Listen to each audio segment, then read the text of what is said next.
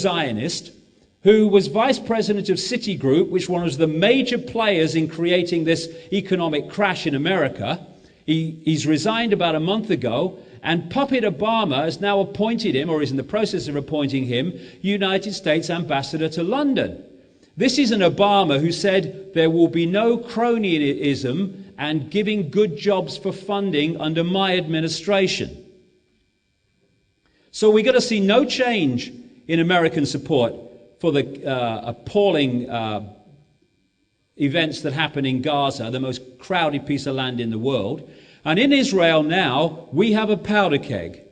We have real extremists in Benjamin Netanyahu, the Prime Minister, Lieberman, the Foreign Minister, who's so far right he meets himself coming back, and this guy Barak, who's the Defense Minister and was through the last regime when they were bombing innocent people in Gaza from the sky and burning the bodies of children with white phosphorus.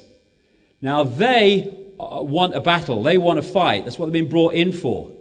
And this guy, Martin van Creveld, who's a well-known and kind of top-notch military historian in Israel, said this: "We possess several hundred atomic warheads and rockets and can launch them at targets in all directions, perhaps even at Rome. Most European capitals are targets for our Air Force. We have the capability to take the world down with us, and I can assure you that that will happen before Israel goes under." How many times have you had a discussion or seen a discussion on television or anywhere about the fact that Israel has a massive arsenal of nuclear weapons? Oh, we talk about Iran. They've not even got them yet. Can't stop talking about it. Israel wouldn't even talk about it. No. Today, in fact, it was reported today, so it was yesterday, Barack Obama won't force Israel to admit it has nuclear weapons. Official. US President Barack Obama's administration will not force Israel to state publicly whether it has nuclear weapons, an Israeli official says. He said yesterday Washington would stick to a decades-old US policy of don't ask, don't tell. Everyone knows they've got them, no one talks about it. World's fair, eh? This is what Zionism is about. Palestinian agreement, are you kidding? Never wanted it. The Greenland is what Palestinians were settled in 1946, 1947, 1967, 2000, and it's got smaller since. Look at that strip of land, most populated piece of land on the planet, Gaza. It's about driving people out, not making agreements with them. And all this stuff is all going on around this target area. Watch that area like a hawk. Liar, liar. The great masses of the people will more easily fall victims to a big lie than a small one. Change. Hope. Something to believe in. This is my Obama rule. Ignore the words and watch the actions. And his actions could be George Bush over and over again. Oh, this shows that nothing's ever changed. There's Bono. There you go. There's Bono again. There you go. Nothing ever changes.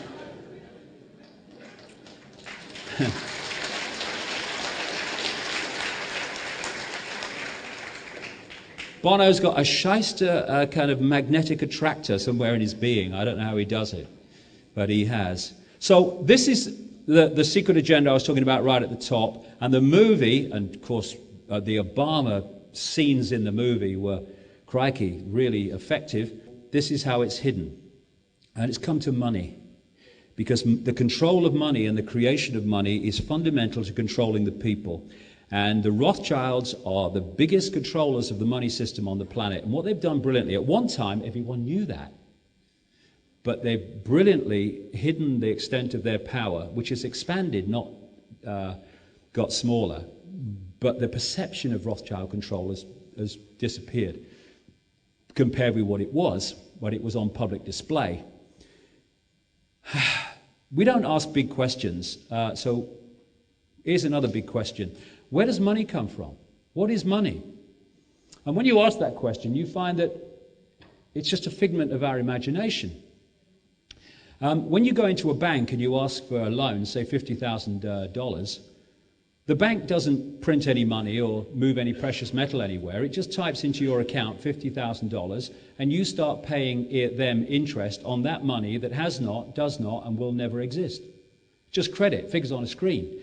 Because the same network of families have controlled the politicians as have controlled the banking network, they have had legislation passed under something called fractional reserve lending that allows them to lend at least 10 times what they have on deposit. So every time you put $1 in a bank, you're giving them the right to lend at least 10, 9, 10. But it's far more than that in actual fact. That's the minimum it is. And so that's how money comes into circulation. But like I say, it's more than that. So if I get 20,000, say I go into a bank and I ask for $50,000 and they give me a check which represents figures on a screen that they've created out of nothing. I then go to another bank and I'll put it in another bank. That bank can now lend 10 times that $50,000 which has already been created out of nothing by Bank A. So now I write a check for, say, $20,000. I want to buy a car or something, and the person I buy the car off puts this $20,000 in his bank. This bank now can lend 10 times that $20,000, which comes from the $50,000 that this bank lent 10 times on, which was created out of nothing by Bank A. And so it goes on, round and round and round, as that non-existent money moves.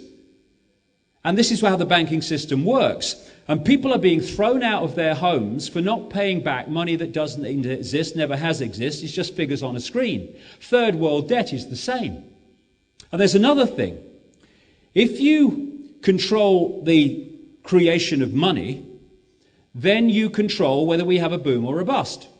Because you have a boom when there's lots of money in circulation, which creates economic activity. People need to buy more things, therefore make more things, there's more jobs and all the rest of it. You push interest rates down and people take more and more loans out and they get more and more confident because the job's doing well, the company's doing well, so they have another holiday in a bigger house and they borrow more money. But that's not a problem, they say, because everything's going well. And then at the optimum time, and we've just had it, they pull money out of circulation. Just figures on a screen. They pull them out. They'll push interest rates up or they'll stop issuing credit. And what they're doing is taking money out of circulation. As they do that, there's not the same amount of money for the same economic activity that was there before, so people can't buy more things, so more things are not made and fewer things are made, and so you have a depression. And the banks have been doing this for hundreds of years, throwing the fishing line out, more money in circulation, whoops, credit crunch, pulling it back in, and they're taking all the assets and what have you that they took in as collateral for the loans for non-existent money. And we've just had a massive version of that, and it's not finished yet by any means.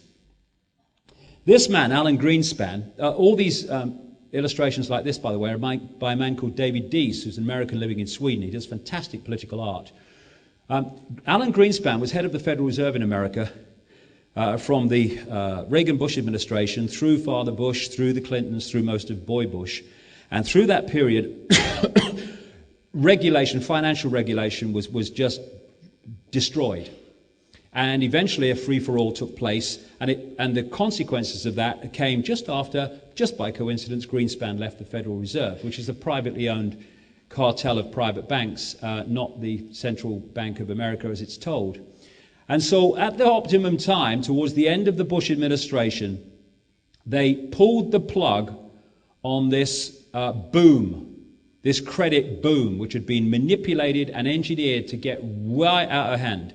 And people will say this just quickly. People say, well, yeah, but all the bankers lose and all that stuff. Hold on. No, they don't. Some bankers lose.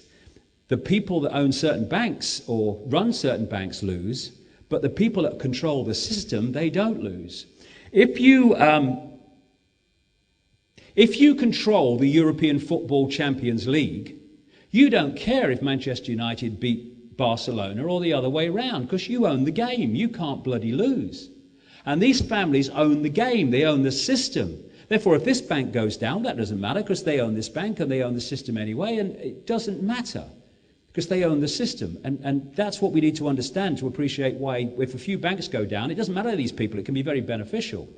So what they did was get people into debt while they were watching the football and having a beer. Oh, it's great. Who's going to win the Super Bowl? And oh, you go. And then they crashed it, and all hell's breaking loose in America. It's far